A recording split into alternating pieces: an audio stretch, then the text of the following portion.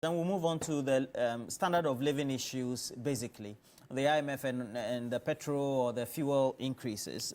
Now, how should organized labor and then also SSNIT deal with this within this scheme of the discussions on the part of the president and then also the MPRA's directive as well?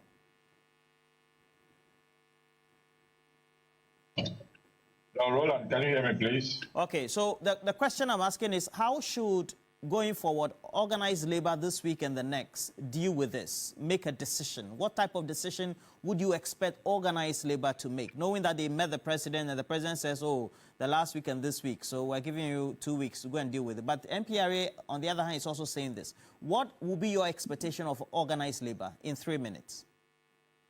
Well, I think the president, one way or the other, has, direct authority over MPRA as well.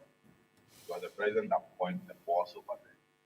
And I'm surprised, we're having this conflicting kind of, decisions when it comes to this state sales. The president has given 2 weeks. But I think we should go by, what MPRA is saying. They should hold on.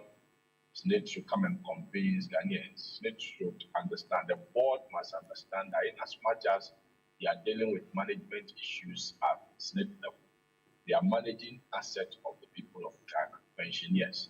And so as a result of that, we should go by what MPRA is saying. MPRA has day-to-day information on SSNIT than the president. So if you look at information availability and who has a hands-on, as far as the SSNIT operations is concerned, we should go by the regulators' instructions.